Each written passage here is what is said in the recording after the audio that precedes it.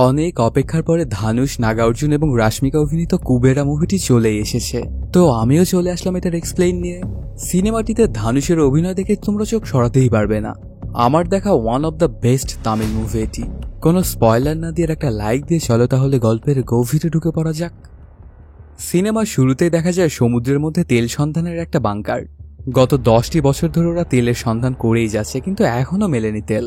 কিছুক্ষণ পরে হঠাৎই চিপের কাছে একটা ওয়ার্কার এসে জানায়, স্যার ফাইনালি আমরা তেলের সন্ধানটা পেয়ে গেছি। এটা নিয়ে তো সবাই অনেক খুশি। তবে চিপ বলে এখন এত খুশি হওয়ার প্রয়োজন নেই, কাল সকাল পর্যন্ত একটু পরপর টেস্ট করতে থাকো। যখন আমরা 100% শিওর হব তখনই আমরা কনফার্ম করবো ব্যাপারটা। এটা শোনার পরে ওয়ার্কারটা সেখান থেকে চলে যায়। ঠিক তখনই চিপ কল লাগায়। দেখা যায় এই কলের শব্দে একজনের ঘুম ভাঙে। ওনার নাম নীরাজ মিত্রা। উনি দেশের নাম্বার 1 বিজনেসম্যান। নীরাজ ফোনটা ধরতে ওকে অবাক করে দিয়ে চিপস জানায়, স্যার পিওরেস্ট তেলের একটা খনি পাওয়া গেছে। 14 ট্রিলিয়ন কিউবিক মিটার তেল আসে সেখানে। বিশ্বের মধ্যে এটাই নাম্বার 1 এবং সবচাইতে বড়। এটার পিওরিটি লেভেল অনেক হাই। এগুলো শুনে থমকে যায় নীরাজ আর বলে, এটা সম্পর্কে কয়জন জানে? তখন চিপ জানায়, এখানে কাজ করা সবাই জানে। আমাদের হাতে এই রাতটুকুই সময় আছে। সকাল হলেই কিন্তু সবকিছু মিডিয়া জেনে যাবে। এজন্য যা করার আমাদেরকে রাতের মধ্যেই করতে হবে। তখন চিপকে ধন্যবাদ দিয়ে কথা বলা শেষ করে নীরাজ। সাথে সাথে বাড়ি থেকে বের হয়ে পড়ে। প্রাইভেট জেট নিয়ে চলে আসে একজনের সাথে দেখা করার জন্য। ওর নাম সিদ্ধাপ্পা। আসলে দেশের জ্বালানি এবং তেল সম্পদ মন্ত্রী হলো উনি। ওনার সাথে দেখা করেই নীরাজ বলে, স্যার ওই তেলটা আমার চাই। যত টাকা লাগে আমি দিব, কিন্তু ওটা কিন্তু আমার লাগবে। আর আগামী 2 টার্ম নির্বাচনে আবারও আপনিই জিতবেন। শুধু আপনি আমার প্রস্তাবে হাঁ করে দিন। প্রথম সিদ্ধাপ্পা না করতে থাকলেও পরে এত টাকা এবং পাওয়ারের লোভ সামলাতে পারেন আর হাত মেলায় নীরাজের সাথে। তবে সেই তেল স্টেশনে থাকা হাজারখানেক শ্রমিকের কি হবে? তখন নীরাজ জানায়, ওগুলো নিয়ে আপনার চিন্তা করা লাগবে না স্যার, ওগুলো আমি ঠিক দেখে নেব। দেখা যায় স্টেশনে নীরাজ লোক পাঠিয়েছে। ওরা এসেই এক এক করে ওয়ার্কারদেরকে মারতে শুরু করে। অল্প কিছুক্ষণের মধ্যে সবাইকেই মেরে দেয় ওরা। তারপর পুরো স্টেশনে ধামাকা লাগিয়ে দিয়েই চলে যায়। চিপ সহ এরা বের হলেই ফাটে ধামাকা। পুরো স্টেশন যেন পানির সাথেই মিলে যায়। এখানে যে তেল পাওয়া গেছে সেটার আর কোনো চিহ্নও নেই। পরদিন সকালবেলা সিদ্ধাপ্পা একটা সংবাদ সম্মেলন করে জানায় যে বড় রকমের একটা দুর্ঘটনায় তেল সন্ধানী স্টেশন সদ্য ধ্বংস হয়ে গেছে, সাথে সেখানে থাকা সকল মানুষও। আমরা ডিসাইড করেছি যে মৃতদের পরিবারকে প্রত্যেককে 20 লাখ করে টাকা দেব। প্রেস কনফারেন্সটা শেষ হলে সিদ্ধাপ্পার সাথে দেখা করতে আসে নীরাজ এবং তার বাবা। ফাইনাল ডিলটা করতে এসেছিল ওনারা। তখন সিদ্ধাপ্পা একটা চিরকুট ধরিয়ে দিয়ে বলে, এটা টাকার লিস্ট, যে কাকে কত দিতে হবে। সবাইকে মিলে টাকার পরিমাণ 1 লক্ষ কোটি টাকা। টাকার এত বড় অ্যামাউন্ট দেখে প্রথমে তো চমকে যায় বাবা, কিন্তু রাজি হয়ে যায় ডিলটা করার জন্য। এই 1 লক্ষ কোটি টাকার মধ্যে 50,000 কোটি টাকা ব্ল্যাকে নিবে ওরা, আর বাকি 50,000 কোটি টাকা হোয়াইট। আর এই টাকাটা পরিশোধ করতে হবে খুব শীঘ্রই। সেখান থেকে ডিলটা ফাইনাল করে বাড়ির উদ্দেশ্যে রওনা করে ওরা। তখন নীরাজ বলে, এসব কাজের জন্য একজন বিশ্বস্ত এবং সৎ লোক প্রয়োজন আমাদের, আবার যার এসব ব্ল্যাক মানি ঘাটাঘাটির এক্সপিরিয়েন্স আছে। এটা শুনে বাবা বলে, এমন একজন লোক আছে অবশ্য, এক সিবিআই অফিসার। অনেক দিন আগে সে আমার অফিসে একটা রেড মেরেছিল, আর সেদিন ওর জন্য আমার 100 কোটি টাকা লস হয়েছিল। ওর নাম দীপক তেজ। তবে এক মন্ত্রীর বাড়িতে রেড করে সে সবার কথা না শুনেই। এই জন্য দীপককে মিথ্যা মামলায় 5 বছর ধরে জেলে আটকে রাখা হয়েছে। তো দীপককে যদি আমরা সাথে চাই তাহলে ওর ভরসা জিততে হবে আমাদেরকে। ওকে দিয়ে সব কাজ করানো সম্ভব। দেখা যায় দীপকের সাথে জেলে ওর বউ দেখা করতে এসেছে। ওদের ফুটফুট একটা মেয়ে বাচ্চাও আছে। সে জানে না যে তার বাবা জেলে। তাকে সবসময় ওর মা বলে যে কাজের জন্য তোর বাবা দেশের বাইরে থাকে সবসময়, এই জন্য খুব একটা সময় দিতে পারে না তোকে। আর অল্প কিছুদিন পরেই দীপকের হেয়ারিং। সে এখনো সিস্টেমের ওপরই ভরসা রেখেছে। ওদের দেখা করার সময়টা শেষ হলে সেলে ফিরতে গেলে দীপককে ডেকে আনা হয় অন্য একটা রুমে। নীরাজ দেখা করতে এসেছিল ওর সাথে।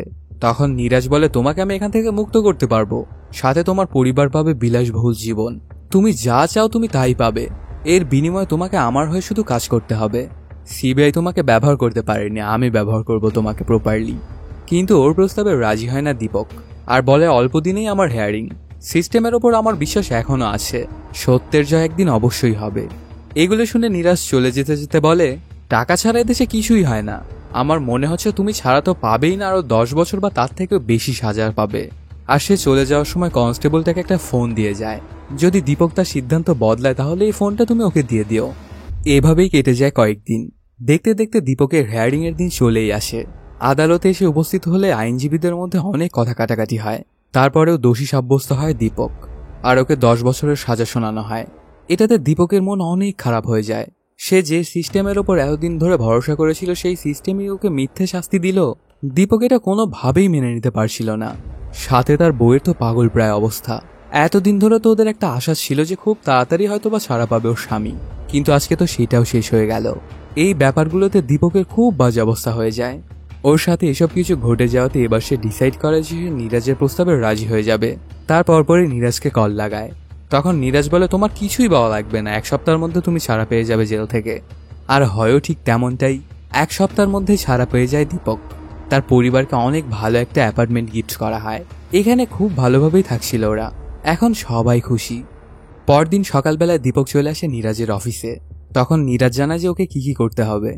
নীরাজের মুখে এসব কথা শুনে প্রথমে তো হতবাক হয়ে যায় দীপক, কিন্তু কিছু তো করারও নেই। ওর জন্য যে এত কিছু করলো তার জন্য তো কিছু একটা করতেই হবে ওকে। এর জন্য রাজি হয়ে যায় দীপক। তখন নীরাজ বলে যে আমাদেরকে 1 লক্ষ কোটি টাকা সরকারকে দিতে হবে। এর মধ্যে 50,000 কোটি টাকা দিতে হবে হোয়াইট, আর বাকি 50,000 টাকা দিতে হবে ব্ল্যাকে। কিভাবে কি করবে এটা তোমার ব্যাপার, আমি এটা নিয়ে আর মাথা ঘামাতে পারবো না। তখন দীপক বলে, সবই ঠিক আছে, তবে টাকার অঙ্কটা একটু বেশি। তারপরও সমস্যা নেই, হয়ে যাবে কাজ। ব্ল্যাকে যে 50,000 কোটি টাকা দিতে হবে সেটা দিতে তো কোনো সমস্যা নেই, আমরা সরাসরি ক্যাশই দিয়ে দিতে পারবো, যেমনটা নির্বাচনের সময় দেওয়া হয়। কিন্তু ঝামেলা পড়বে হোয়াইট 50,000 কোটি টাকা নিয়ে। তখন কাকে কাকে কত টাকা ট্রান্সফার করতে হবে এই ডিটেলসটা নীরাজ দেয় ওকে। এগুলো সবই বেনামি অ্যাকাউন্টের, মূল হোতাকে কোনোভাবেই খুঁজে পাওয়া পসিবল হবে না। এজন্য আমাদেরকেও এরকম 4-5টা বেনামি অ্যাকাউন্ট করতে হবে। তারপর তাদেরকে বিভিন্ন বড় বড় কোম্পানির সিইও বানাতে হবে। সাথে সবার সুইস ব্যাংকে একটা করে অ্যাকাউন্ট লাগবে। এই কোম্পানির মাধ্যমে এই টাকাগুলো সুইস ব্যাংকে ট্রান্সফার করতে হবে। তারপর সেখান থেকে যাকে যাকে টাকা পাঠানোর প্রয়োজন তাদেরকে টাকা পাঠিয়ে দেওয়া যাবে। আর খুব সহজেই হয়ে গেল টাকা ব্ল্যাক থেকে হোয়াইট। একদম সিম্পল। তবে সমস্যা একটা আছে, যাদেরকে সিইও বানানো হবে এবং যাদের সুইস ব্যাংক অ্যাকাউন্টে এতগুলো টাকা রাখা হবে তারা যদি ধোকা দিয়ে দেয় তাহলে? এই জন্য এমন কাউকে দরকার যারা কখনোই ধোকা দিতে পারবে না। রাস্তা দিয়ে দীপক যখন যাচ্ছিল তখন সে একটা সিগন্যালে গিয়ে আটকে পড়ে ওর গাড়ি। তখন সে দেখতে পায় একটা ভিক্ষুক এসে ওর থেকে ভিক্ষা চাইছে। এটা দেখে দীপকের মাথায় একটা বুদ্ধি চলে আসে। ফকিরদের তো আসলে কেউই থাকে না, আর তাদের কেউ খুঁজতেও আসবে না। সাথে ওরা লেখাপড়াও জানে না, এর জন্যই ফকিররাই হবে ওদের টার্গেট। তারপরই নীরাজকে কন্ট্যাক্ট করে বলে 4 জন ফকিরকে তুলে আনার জন্য। ওদেরকে ট্রেন করে তারপর কাজটা করিয়ে নিতে হবে। কাজ হয়ে গেলে যেখান থেকে ওদের নিয়ে এসেছিল সেখানেই আবার রেখে আসবে। নীরাজও লোক পাঠিয়ে দেয় 4 জন ফকির আনার জন্য।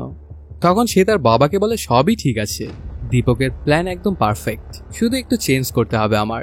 কাজ শেষ হয়ে গেলে সে তো ফকিরগুলোকে ছেড়ে দিতে বলেছে, কিন্তু আমি সেটা করব না, আমি কোনো রিস্ক নিতে পারবো না। এর জন্য ফকিরগুলোকে মরতে হবে। এই কথাটা শুনে বাবা নীরাজকে বারবার বলে যে এমনটা করিস না, দীপক কোনোভাবেই মানবে না। তারপরও নীরাজও নাছোড়বান্দা, সে একবার যেটা বলেছে সে সেটা করেই ছাড়বে। অন্যদিকে দেখা যায় একটা শহরে অনেকগুলো ভিক্ষুক। এই ভিক্ষুকটার নাম দেবা। ওকে নিয়েই মূলত আমাদের আজকের এই কাহিনীটা সাজানো।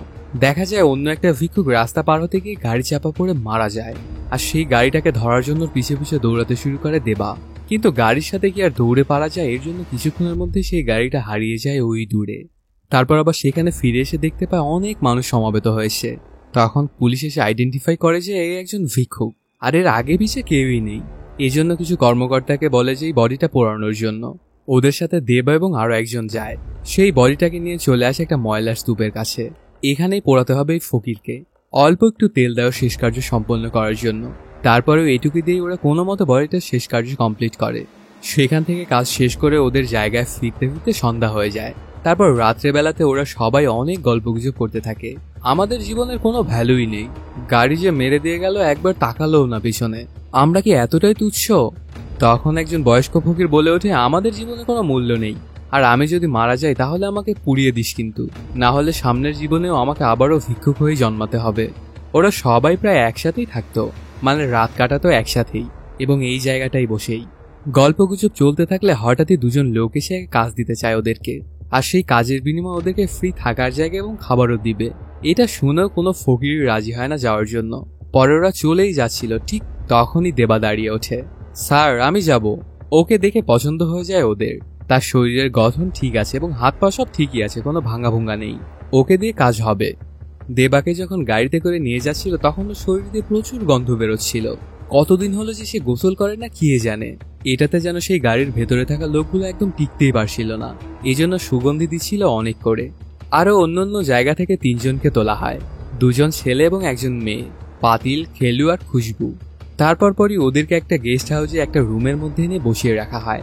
অনেকক্ষণ কেটে যায়, তাও কেউ কারোর সাথে কথা বলে না। তারপর হঠাৎ করে খুশবু যায় বাথরুমে, দেখা যায় সে প্রেগনেন্ট। খুশবু যখন বাথরুমে গিয়েছিল তখন ওর ব্যাগ থেকে টাকা চুরি করে নেয় খেলু, আর গিয়ে আবার নিজের জায়গায় পুনরায় বসে পড়ে। কিছুক্ষণ পরে খুশবু যখন বাথরুম থেকে বের হয়ে আসে তখন ওর ব্যাগের দিকে তাকিয়ে ও বুঝে গেছে যে কোনো একটা ঝামেলা তো আছেই। এই জন্য সে তার ব্যাগের মধ্যে থাকা টাকার ট্রাঙ্কটা চেক করে, দেখতে পায় ওখান থেকে কিছু টাকা মিসিং। তারপর এর ওর দিকে তাকাতে শুরু করে। কোনোভাবেই সে বুঝতে পারছিল না যে ও টাকাগুলো কে নিয়েছে। তখন দেবা ইশারা দিয়ে ওকে বুঝিয়ে দেয় যে টাকা খেলুই নিয়েছে। এটা জানার সাথে সাথে ওকে গিয়ে খামচে ধরে খুশবু, অনেক চড়থাপ্পড় দিয়ে তারপর ওর টাকাটা কেড়ে নিয়ে আসে। সেই রুমটাতে সিসিটিভি ক্যামেরা লাগানো থাকায় ওখানে ঘটা সবকিছুই দেখে ফেলে রোবো, আর অনেক রেগে মেগে চলে আসে ওই রুমটার মধ্যে। একটা প্লাস হাতে নিয়ে খেলুর একটা দাঁত তুলে ফেলে, আরো অনেক রাগান্বিত হয়ে ওকে অনেক মারধর করতে থাকে। তুই কি এখানে টাকা চুরি করতে এসেছিস, না তোকে আমরা যে কাজ দিয়েছি সেই কাজ করতে এসেছিস? তোর এত বড় সাহস হয় কি করে তুই এখান থেকে টাকা চুরি করিস? ওকে যখন মারছিল তখন দেবা ফ্যাল ফ্যাল করে তাকিয়েছিল। এটা দেখে গিয়ে দেবাকেও ধরে, কিন্তু ওকে তেমন কিছুই বলে না, শুধু ভয় দেখায়। কিছুক্ষণের মধ্যেই সেখানে দীপক চলে আসে আর ওদের সাথে আলাদাভাবে কথা বলতে চায়। তারপর দীপক খেয়াল করে দেখে যে একজনের মুখ দিয়ে রক্ত বের হচ্ছে। এটাতে সে বুঝে যায় যে ওদেরকে মারধর করা হয়েছে। এই ব্যাপারটা নিয়ে সে অনেক রাগ দেখায় ওদের ওপর। এরপর থেকে ওদের সাথে যদি কারো কোনো ঝামেলা হয় তাহলে সেটা আমাকে বলবা, তোমরা কেউ যেন ওর গায়ে টাচও করবা না। তারপরই দীপকের সাথে দেখা করতে আসছে ওই ফকিরগুলো।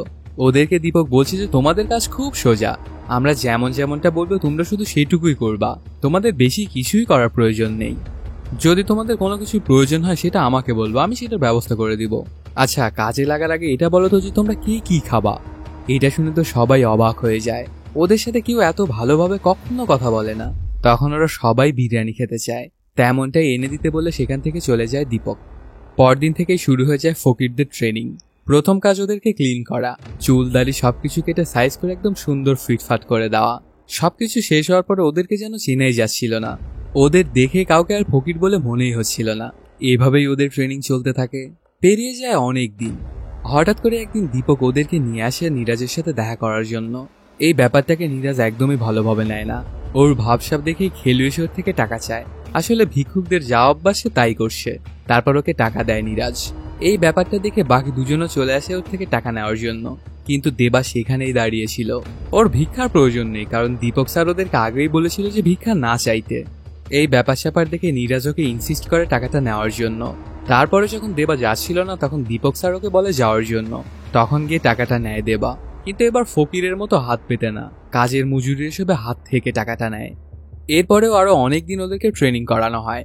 এখন ওরা সবাই মোটামুটি রেডি। ওদের আলাদা এনআইডি কার্ড, পাসপোর্ট সবকিছুই করে দেওয়া হয়। ওরা তো আসলে ভিক্ষুক, ওদের তো এগুলো কিছুই ছিল না। তারপর ওদের সবার নামে একটা করে কোম্পানি তৈরি করা হয়। প্রত্যেকজনের কোম্পানিতে 10,000 কোটি টাকা করে দেওয়া হয়। ওদের 4 জনের নামে আলাদা আলাদা সুইস ব্যাংক অ্যাকাউন্টও খোলা হয়, আর সেইগুলোতে এই কোম্পানিগুলো থেকে 10,000 কোটি টাকা করে ডিপোজিট করা হয়। এখন মোট 40,000 কোটি টাকা 4টা ফকিরের অ্যাকাউন্টে। ওদের প্রিপারেশন স্টেজ শেষ, এবার প্ল্যান এক্সিকিউট করার পালা। প্রথমে নিয়ে যাওয়া হয় খেলুকে। ওর আই রেটিনা স্ক্যান করে টাকাটা সুইস ব্যাংক থেকে দেশের বিভিন্ন অ্যাকাউন্টে পাঠানো হয়। 10,000 কোটি টাকা কমপ্লিট হলো। ওর কাজ শেষ হয়ে গেলে দীপক রোবোকে বলে যে ও যা যা খেতে চায় ওকে খাইয়ে নিয়ে আসো। তারপরই খেলুকে নিয়ে বেরিয়ে যায় রোবো। ওকে একটা বোটে করে সমুদ্রের ভেতরে নিয়ে আসে। সেখানে ওকে বিরিয়ানি খেতে দেওয়া হয়।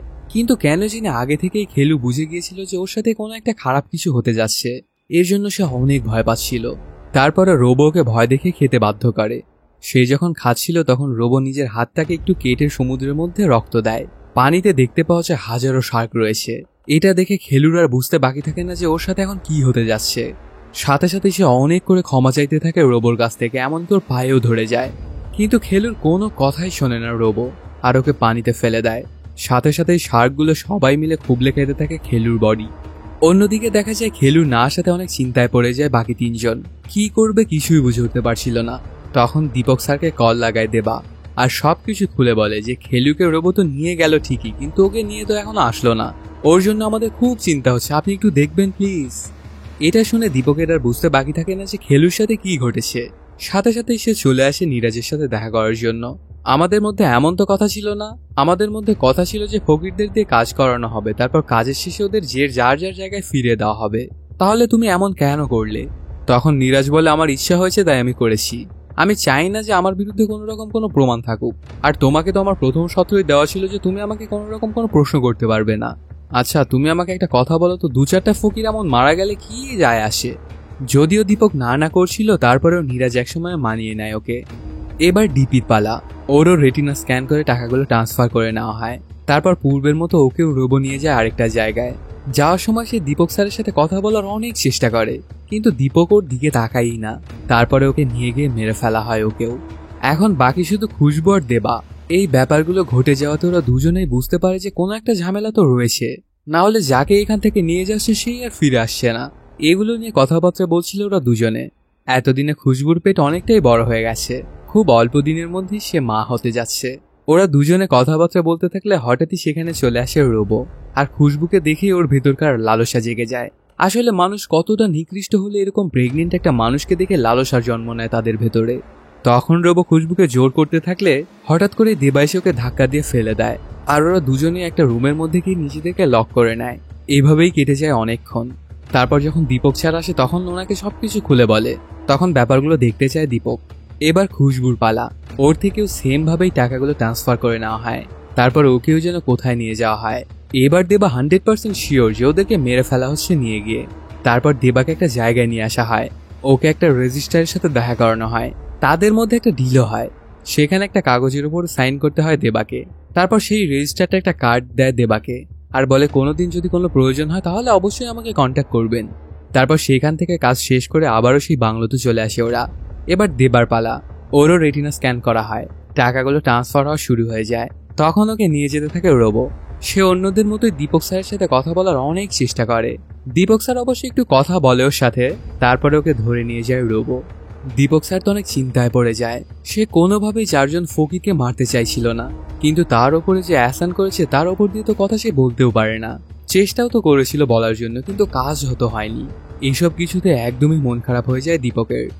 অন্যদিকে দেখা যায় দেবাকে গাড়িতে করে নিয়ে যাওয়ার সময় রোবোকে অনেক মারধর করতে শুরু করে, কারণ খুশবুকে বাঁচানোর জন্য ওর গায়ে হাত তুলেছিল দেবা। তোর এত বড় সাহস, তুই আমাকে মেরেছিস? আজকে তোকে আমি একদম খতম করে দিব। অনেকক্ষণ এমন মারধর করার পরে একসময় দেব বলে ওঠে, স্যার আমার মূত্র বিসর্জন করতে হবে। যদি আপনি গাড়িটা থামান তাহলে খুবই ভালো হতো স্যার, আর যদি না হয় তাহলে গাড়ি কিন্তু নষ্ট হয়ে যেতে পারে। ওর মুখে এমন কথা শুনে রোবো ওকে যেতে দেয় বাহিরে, আর পিছন থেকে একটা বন্দুক তাক করে ওর দিকে। এদিকে দেখা যায় টাকা ট্রান্সফার হতে হতে ফেইল হয়ে যায়।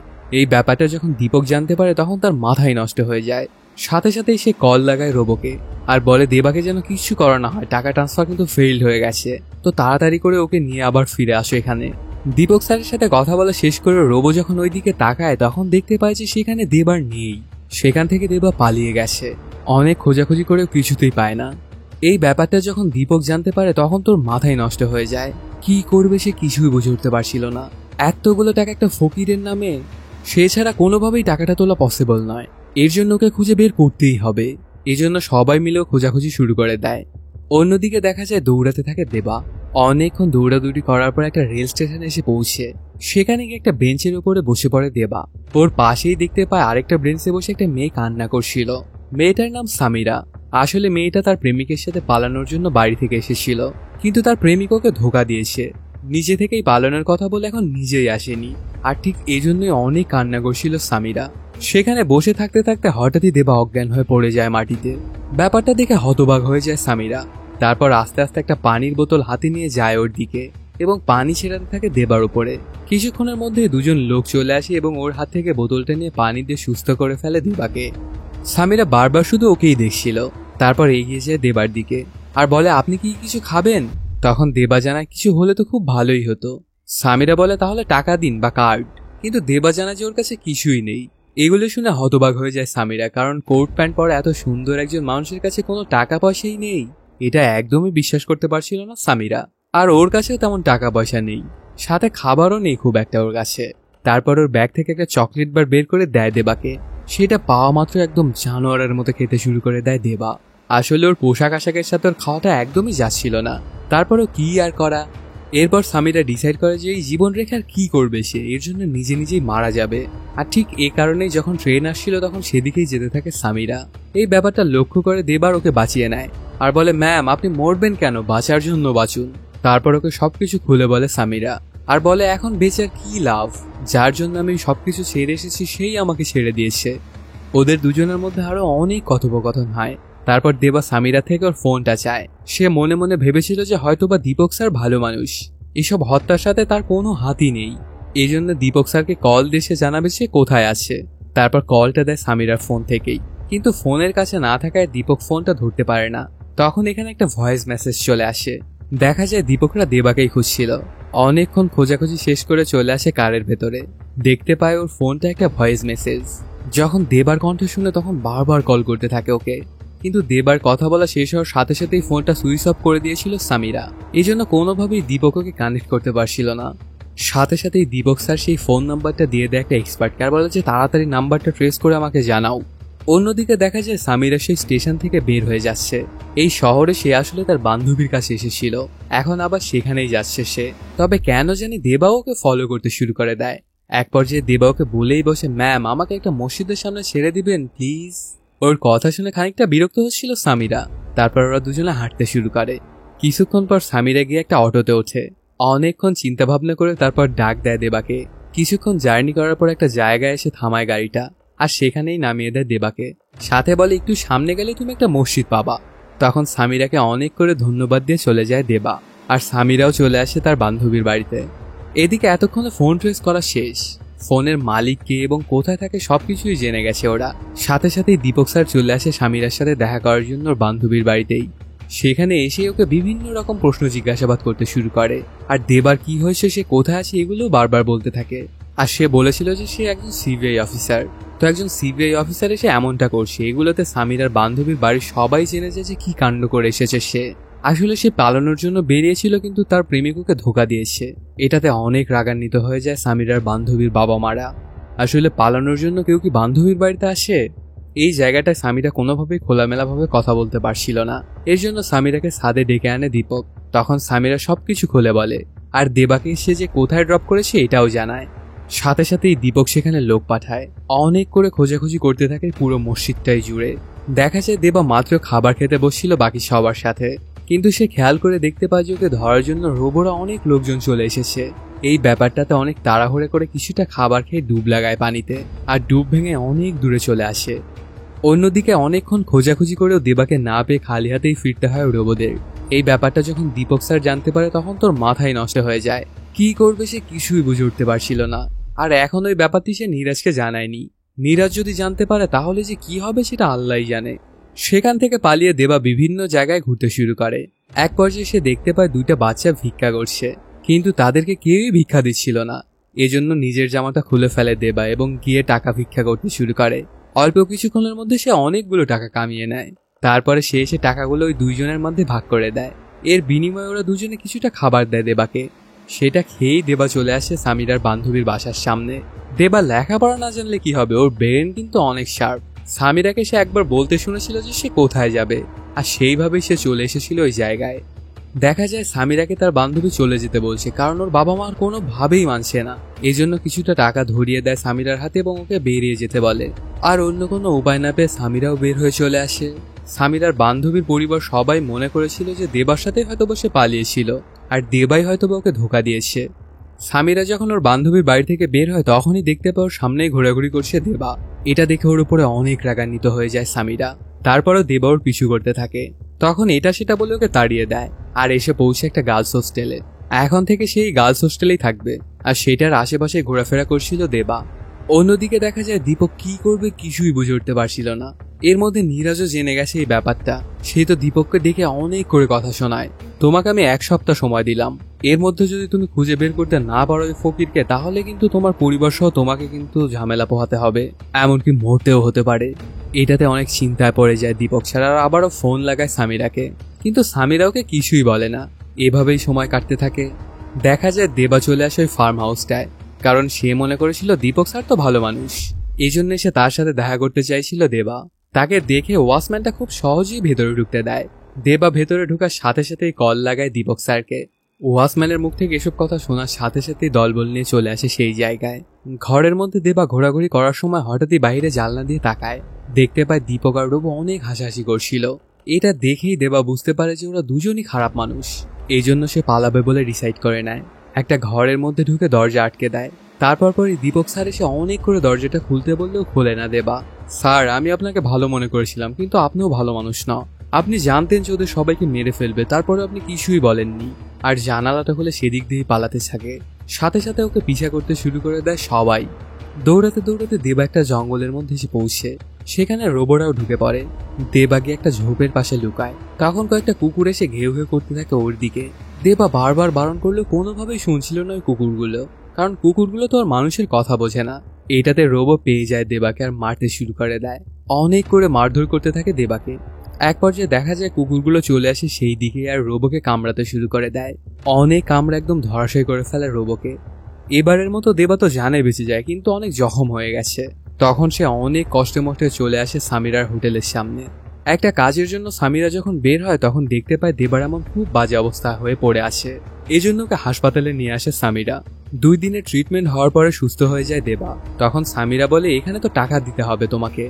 এটা শুনে দেবা বলে, আমি তো ফকির, আমি টাকা কই থেকে পাবো? তারপরেও কোনোভাবেই মানে না সামিরা, কারণ তার কাছে তো টাকা পয়সা নেই। তখন ছোট্ট একটা টিনের বাক্স বের করে দেবা। এই বাক্সটার মধ্যে ছিল খুশবুর জমানো টাকা। এবার যখন সে ফার্ম হাউসটা গিয়েছিল তখন সে নিয়ে এসেছে ওইটা। তারপর সেখান থেকে হাসপাতালের বিলটা পরিশোধ করে দেয় ওরা। দেবাকে সেখানেই থাকতে বলে চলে যায় সামিরা। পরদিন সকালবেলাতেই দীপক চলে আসে সামিরার সাথে দেখা করার জন্য ওর হোস্টেলটায়। এসেই ওকে এটা ওটা জিজ্ঞেস করতে থাকে, কিন্তু কোনোভাবেই দেবার ব্যাপারে কিছুই বলে না সামিরা। এক পর্যায়ে ওর গলা টিপে ধরে দীপক। তখন সামিরা সবকিছু বলে দেয়। কিন্তু হাসপাতালে সে দেখতে পায় যে সেখানে আর দেবা নেই। অনেক আগেই সে এখান থেকে বেরিয়ে গেছে। তারপর হাসপাতাল থেকে নিজের হোস্টেলের কাছাকাছি চলে এসে সামিরা দেখতে পায় দেবা ওখানে ওর জন্য অপেক্ষা করছিল। আসলে সামিরা দীপককে সবটুকু সত্যটা বলেনি। সে ওনাকে বলেছিল যে দেবাকে যেখান থেকে তুলে এনেছিলেন সে সেখানেই গেছে, আমাকে এমনটাই বলেছে। তো ওখানের উদ্দেশ্যে রওনা হয় দীপক। কয়েক ঘন্টার জার্নি শেষে সেখানে এসে পৌঁছে। সিনেমার প্রথম দিকে যে বয়স্ক ফকিরটাকে দেখা যায় ওর সামনে চলে আসে। তারপর ওর কাছে দেবার সম্পর্কে জানতে চায় দীপক। ওকে কিছুটা টাকা দেওয়ার পরে অনেকটাই ইনফরমেশন পায় দেবার ব্যাপারে, কিন্তু এখন সে যে কোথায় আছে এটা জানে না সে।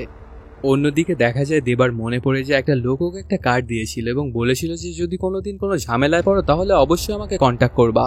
তো তার সাথে দেখা করার জন্য সেই শহরটায় চলে আসে দেবা, কিন্তু সেই লোকটাকে আগেই মেরে ফেলেছে নিরাজের লোকজনেরা। তারপর পরে ওই অফিসটা এসে পৌঁছে যেখানে ওর সাথে দেখা হয়েছিল।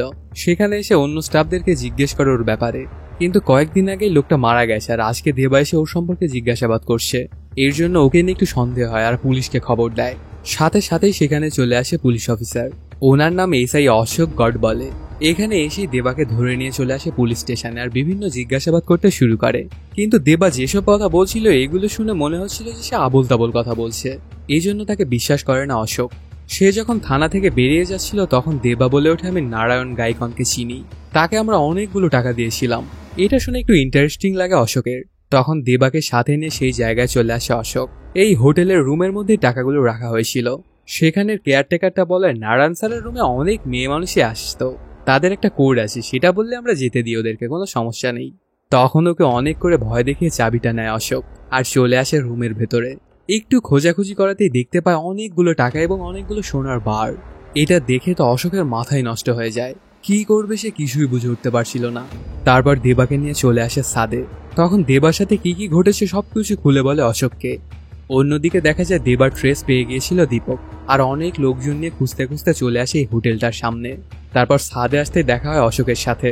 ওকে বারবার দেবা সম্পর্কে জিজ্ঞাসাবাদ করতে থাকে আর দেবা তো ওদেরকে আসতে দেখে উপরে একটা জায়গায় গিয়ে একটা রড নিয়ে হাতে দাঁড়ায়। দীপক যখন ওকে দেখতে পায় তখন সেদিকেই যাচ্ছিল, কিন্তু অশোক ওকে আটকায় আর তার দিকে একটা বন্দুক তাক করে। দীপক বারবার অশোককে বোঝানোর চেষ্টা করলেও লাভ তেমন একটা হয় না, কিছুতেই সে বুঝতে চাচ্ছিল না। এই জন্য এক পর্যায়ে একটা বন্দুক বের করে দীপক গুলি করে দেয় অশোককে। সেখানেই লুটিয়ে পড়ে অশোক এবং মারা যায়। এটা দেখে থ লেগে যায় দেবা। দীপক স্যারের সম্পর্কে ওর যত চিন্তা ভাবনা ছিল সবই তো আজকে ভুল প্রমাণিত হলো। এই জন্য সে ছাদের ওপর থেকে লাগায়। এসে পড়ে একটা নারকেল গাছের ওপর এবং সেটার একটা ডাল ধরে কোনো মতে বেঁচে যায়। সেখান থেকে পালাতে শুরু করে দেবা আর ওকে পিছা করছিল দীপক সহ বাকি সবাই। অনেকক্ষণ পিছা করার পরও কোনোভাবেই ধরতে পারে না। দৌড়াতে দৌড়াতে দেবা চলে আসে সামিরার কাছে। এই সময়টায় সামিরাকে তার হোস্টেল থেকেও বের করে দেওয়া হয়েছিল। এই জন্য সে যখন দেবাকে দেখে তখন অনেক রাগান্বিত হয়ে যায় ওর ওপর আর বলে, তুমি আমার জন্য কোফা, তো তুমি আমার থেকে শত হাত দূরে থাকবা। কিন্তু কোনো কথাই শোনে না দেবা আর ওকে পিছা করতেই থাকে। ওরা দুজনে মিলে হাঁটতে থাকলে এক পর্যায়ে নিরাজের লোকজনেরা ওদেরকে ট্রেস খুঁজে পায়। ওদের হাত থেকে বাঁচার জন্য দুজনই দৌড় লাগায়। এক পর্যায়ে এসে একটা ময়লা ট্রাকের মধ্যে লুকায় ওরা দুজন। এই জন্য আর ওরাদেরকে খুঁজে পায় না। ময়লার ট্রাকে করে ওরা চলে আসে একটা ডাম্প ইয়ার্ডে। এই ব্যাপারগুলোতে অনেক রাগান্বিত হয়ে যায় সামিরা। সে কোনোভাবে আর দেবার সাথে থাকতে চায় না। দেবার সাথে যদি সে থাকে তাহলে তাকে মরতে হবে, এটা শিওর। তারপর ওরা দুজন হাঁটতে একটা জায়গায় চলে আসে। সেখানে এসেই দেখতে পায় কয়েকটা ফকিরের লাশকে ফেলে দিতে যাচ্ছে একটা গাড়িতে করে। তখন দেবা ওদেরকে অনেক করে রিকোয়েস্ট করেছে ওদের পোড়ানোর জন্য, কিন্তু কিছুতেই পরিচ্ছন্নতা কর্মীরা ওর কথা শোনে না। তখন দেবা বলে, আমি তোমাদেরকে অনেক টাকা দেবো, শুধু আমাকে 1 ঘন্টা সময় দাও তোমরা। তখন ওকে সময়টা দেয় ওরা, আর বলে ঠিক 1 ঘন্টা পর্যন্ত আমরা দেখবো, এরপরে কিন্তু নিয়ে আমরা চলে যাব। সামিরা কোনোভাবেই বুঝে উঠতে পারছিল না যে এতগুলো টাকা দেবা কোথা থেকে আনবে। তখন দেবা বলে যে আমি একটা জায়গা চিনি, চলো সেখান থেকে টাকাগুলো বের করার জন্য তোমাকে প্রয়োজন। একটা হোটেলে যেতে হবে এবং একটা কোড বলে তোমাকে কেয়ারটেকারের কাছ থেকে চাবি নিতে হবে। তারপরে আমরা দুজন যাব সেই রুমের মধ্যে। যদিও দেবার কথা বিশ্বাস নেই, তারপরেও সেখানে চলেই আসে সামিরা। সেই কোডওয়ার্ডটা বলাতেই কেয়ারটেকারটা একটা চাবি দেয় ওকে। সেটা নিয়ে দুজনে চলে আসে রুমের ভেতরে। তারপরে অনেকগুলো ব্রিফকেস বের করতে থাকে যেগুলো টাকা এবং সোনা দিয়ে ভর্তি ছিল। এগুলো দেখে সামিরার মাথা যেন একদম নষ্ট হয়ে যায়। কি করবে সে কিছুই বুঝে উঠতে পারছিল না। তখন দেবা বলে, এখান থেকে যত টাকা এবং যত স্বর্ণলঙ্কার প্রয়োজন তুমি এগুলো নিয়ে যাও। আমার সাথে তোমার থাকার কোনো প্রয়োজন নেই। আমার সাথে থাকলে তোমার ভালো কিছু ঘটবে না, আর হয়তো একদিন তুমি মারা যাবে। তবে এখন আর কোনোভাবে ওকে ছেড়ে যাবে না সামিরা, কারণ এতক্ষণে সে বুঝে গিয়েছিল যে কতটা ভালো মানুষ দেবা। তারপর সেখান থেকে অনেকগুলো টাকা নিয়ে বের হয় দুজনে, আর এসে সেই লোকগুলোকে টাকাগুলো দেয়। এটার জন্য সেই ফকিরদের লাশগুলো খুব সুন্দরভাবে শেষ কার্য সম্পন্ন করা হয়। তারপর দেবা সেখান থেকে যে টাকাগুলো বের করেছিল সেগুলো বাকি ফকিরদের মাঝে বিলিয়ে দেয়। এটার মাধ্যমে অনেক ভালো লাগা কাজ করে তার ভেতরে। এতদিনে দেবা জেনে গিয়েছিল যে তার নামে 10,000 কোটি টাকা সুইস ব্যাংক অ্যাকাউন্টে রয়েছে। সেই টাকাটাও প্রয়োজন। দেশের সকল ফকিরদেরকে খাওয়ানো, চিকিৎসা, বাসস্থান সবকিছু করে দিতে চায় দেবা। এবার ওর কথা শুনে সামিরাও বুঝতে পারে যে দেবা কতটা পাগল, সাথে কতটা ভালো মানুষও। প্রথমে সামিরা না করতে থাকলেও পরে রাজি হয়ে যায় ওর প্ল্যানে। তখন দেবা কল লাগায় দীপক স্যারকে। ওই সময়টায় দীপক এসেছিল নীরাজের সাথে কথা বলার জন্য। দীপক স্যার যখন ফোনটা ধরে তখন শুনতে পায় দেবার কণ্ঠ। সে বলে ওঠে, স্যার আমার ওই পুরো টাকাটাই লাগবে। আমি দেশের সব ফকিরদেরই ভালো চাই। এই টাকাগুলো তাজের কাজে আমি ব্যবহার করব। দেবার মুখে এমন কথা শুনে পাগল প্রায় হয়ে যায় নীরাজ। ফকিরটা বলে কি, এত টাকা দিয়ে সে কি করবে? তখন মিরাজ বলে, তোর কত টাকা প্রয়োজন? 500, 5,000, 5 লাখ, নাকি 5 কোটি, নাকি 50 কোটি? তুই শুধু অ্যামাউন্টটা বল, টাকা তোর সামনে হাজির হয়ে যাবে। তখন দেবা বলে, স্যার আমার 10,000 কোটি টাকাই লাগবে। এটা শুনে একদম মাথা খারাপ হয়ে যায় নীরাজের। এটুকু বলেই ফোনটা কেটে দেয় দেবা। তখন নীরাজ অনেক রাগান্বিত হয়ে বলে, আমার একটা টাকাও লাগবে না, ওই কুত্তার বাচ্চাকে আমি নিজ হাতে দেবো। দেবা সেই নাম্বারটা ট্রেস করে জেনে যায় যে ও কোথায় আছে, এবং সেখানের উদ্দেশ্যে রওনা হয় দীপক স্যার এবং তার লোকজন। প্রতিমধ্যে দীপক স্যার একটু বাড়িতে যায় এবং তার বউ এবং বাচ্চাকে অন্য একটা জায়গায় চলে যেতে বলে। সপ্তাহখানেকের মধ্যে সেও চলে আসবে সেখানে, এটা জানায়। ওর মুখে এমন কথা শুনে বউ কিছুই বুঝে উঠতে পারে না, তারপরে ওর কথাটা মেনেই নেয়। অন্যদিকে দেখা যায় দীপক স্যারের সাথে কথা বলা শেষ করে ফোনটা রাখে দেবা।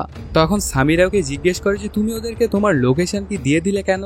তখন দেবা জানায় তাহলে দীপক স্যার আসবে এবং ওনাকে আমার প্রয়োজন, ওনাকে ছাড়া আমি টাকাগুলো বের করতে পারবো না। দেবার মুখে এইসব কথা শুনে সামিরা বুঝে যায় যে কত বড় পাগল। কয়েক ঘন্টার মধ্যে সেই জায়গায় চলে আসে দীপক সহ বাকি সবাই। পাশের একটা নারিকেল গাছে মাথায় উঠে বসেছিল দেবা। বাকি সব লোকজন যখন অন্যদিকে খুঁজতে যায় তখন দীপক একাই বসেছিল গাড়ির কাছে। ঠিক তখনই নারিকেল গাছ থেকে আস্তে আস্তে নেমে এসে দীপকের মাথায় একটা আঘাত করে অজ্ঞান করে দেয় দেবা। দীপকের যখন জ্ঞান ফিরে তখন সে দেখতে পায় তার এক হাতে হ্যান্ডকাপ দেওয়া, আর ওর সামনে দাঁড়িয়ে আছে দেবা এবং সামিরা। সে বারবার ওদের দুজনকেই বলতে থাকে যে আমি ভালো হয়ে গেছি, আমিও নীরাজের বিচার চাই এবং ওর বিরুদ্ধে সব তথ্য প্রমাণ আমি জোগাড় করে ফেলেছি। আসলে দীপক সত্য কথাই বলছিল।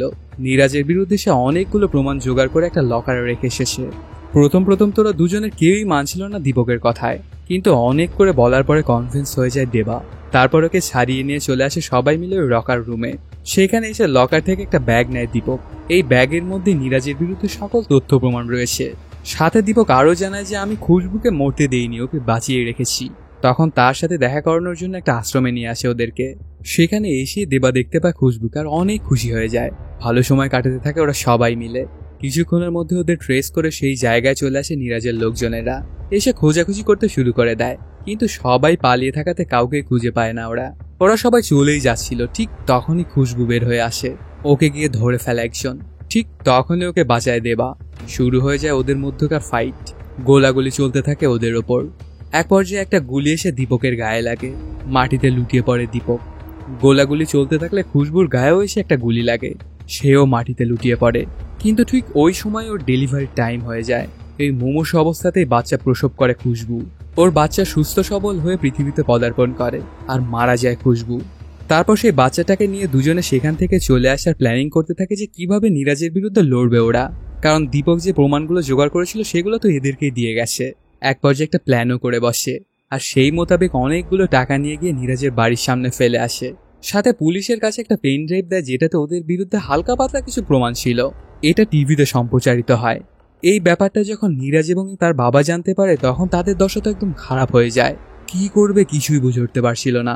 ঠিক তখনই দেবা কল লাগায় ওদেরকে আর বলে, স্যার আমার কাছে দীপক স্যারের সব প্রমাণই আছে আপনাদের বিরুদ্ধে, সেগুলো যদি আমি পুলিশের কাছে দিয়ে দিই তাহলে আপনাদের খেল খতম, আপনারাও আমার মতো ভিখারি হয়ে যাবেন আর সারা জীবন আপনাদের কাটাতে হবে জেলখানায়। তখন নীরাজ বলে, তুমি কত টাকা চাও আর কি করলে তুমি আমাকে ছেড়ে চলে যাবে আর ওই প্রমাণগুলো আমাকে দিয়ে দিবে? তখন দেবা বলে, স্যার একটা উপায় আছে, আপনি যদি ভিক্ষা করতে পারেন তাহলে আমি এগুলো আপনাকে দিয়ে দেব। তখন দেবা একটা জায়গার কথা বলে যে ওই জায়গায় গিয়ে আপনি ভিক্ষা করুন, আপনার কাছে যখন এতগুলো টাকা ভিক্ষার হবে তখনই আপনি সবকিছু পেয়ে যাবেন, টেনশন করিয়েন না স্যার। প্রথমে তো দেবার মুখে এমন কথা শুনে অনেক রেগে যায় নীরাজ, কিন্তু অন্য উপায় তো নেই। দেবা যদি সবকিছু মিডিয়াকে দিয়ে দেয় তাহলে ওদের সবকিছু শেষ হয়ে যাবে। এই জন্য একটা কঠিন সিদ্ধান্ত নেয় নীরাজ আর গিয়ে দেবার বলা জায়গায় ভিক্ষা করতে শুরু করে দেয়। ঘন্টার পর ঘন্টা সেখানেই বসে ভিক্ষা করতে থাকে নীরাজ। ওর আশেপাশেই ছড়িয়ে ছিটিয়ে নীরাজের লোকজনেরা ছিল, আর কিছুক্ষণ পর পর দেবা ওকে ফোন দিয়ে এটা ওটা ইনস্ট্রাকশন দিচ্ছিল, আর সেই মোতাবেকই কাজ করতে হচ্ছিল নীরাজকে। কিছুক্ষণ পরেই দেখা যায় নীরাজের বাটিতে টাকা দেয় খুশবুর বাচ্চাটি। ওকে কোলে করে নিয়ে এসেছিল সামিরা, কিন্তু সামিরাকে চিনে না নীরাজ, এই জন্য কিছুই করতে পারে না। এভাবেই কেটে যায় অনেকক্ষণ। কিছুক্ষণ পরে সে খেয়াল করে দেখে যে ওর থালায় একটা 500 টাকার নোট পড়ে। সেটা দেখেই নীরাজের মনে পড়ে যায় যে এই টাকাটাই সে তো দেবাকে দিয়েছিল যখন তার সাথে দেখা করতে এসেছিল দেবা। তখন চাদর মোড়ে দিয়ে একজনকে দৌড়াতে দেখতে পায় নীরাজ। ওর লোকজন সবাই মিলে ওই লোকটার পিছা করতে থাকে। অনেকক্ষণ দৌড়ানোর পরে ওকে ধরে ফেলে, কিন্তু দেখতে পায় এটা তো দেবা নয়। নীরাজের চেলাপেলার সাথে দৌড়াতে পারছিল না সে, এর জন্য একটা জায়গায় গিয়ে দাঁড়িয়ে পড়ে। ঠিক তখনই ওকেও পেছন থেকে মেরে অজ্ঞান করে দেয় দেবা। নীরাজের যখন জ্ঞান ফিরে তখন সে দেখতে পায় যে সে একটা ডাম্প ইয়ার্ডে রয়েছে। ঠিক তখনই এন্ট্রি নেয় দেবা, সামিরা আর ওদের সাথে খুশবুর বাচ্চাটি। তখন নীরাজ বলে, তুমি যা যা বলেছো আমি সবকিছুই করেছি, কিন্তু এখন প্রমাণগুলো আমাকে দিয়ে দাও। এটা শুনে দেবা বলে, স্যার এত তাড়াতাড়ি কিসের, আমি দিব তো আপনাকে, আপনি যদি আমার বলায় শেষ কথাটা মানতে পারেন তাহলে আপনাকে দিয়ে দেব। খুশবুর বাচ্চাটিকে কাছে এনে বলে, এর জন্মের সাথে সাথে এর মাকে হারিয়েছে স্যার, তো আপনি ওর মাকে এনে দিন। দেবার এমন কথা শুনে হতবাক হয়ে যায় নীরাজ, কারণ ওর মা তো মারা গেছে আর মৃত মানুষকে সে কিভাবে ফিরিয়ে আনতে পারে। সে বলে এটা তো কোনোভাবেই সম্ভব নয়, তুমি অন্য কিছু একটা চাও। কিন্তু দেবা বলে, স্যার ওর তো এখনো মরার বয়স হয়নি, আপনি ওকে মেরে ফেলেছেন, তো ওকে যদি এনে দিতে পারেন তাহলে আপনাকে সব প্রমাণ আমি দিয়ে দেব। তখন অনেক রাগান্বিত হয়ে নীরাজ বলতে থাকে, বেঁচে থাকলেই বা কি হতো ওর ছেলের, মা ছেলে দুজনে মিলে ভিক্ষা করতো, আর একদিন হয়তো বা না খেয়ে ওরা দুজনেই মারা যেত। এই পৃথিবীতে টাকাই সব, ওই বাচ্চার নামে আমি অনেকগুলো টাকা দিয়ে দেবো, তুমি কোনো টেনশন করো না।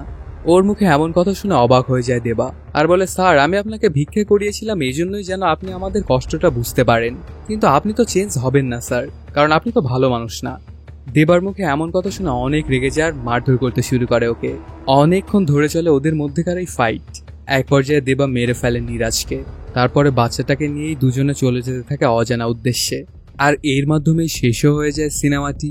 তো বন্ধুরা কেমন লাগলো আজকের এই এক্সপ্লেনটি জানাতে কমেন্ট করো, আর যদি এখনো চ্যানেলটি সাবস্ক্রাইব না করে থাকো তাড়াতাড়ি সাবস্ক্রাইব করে নাও। দেখা হচ্ছে নতুন কোনো ভিডিওতে। Till then সায়োনারা।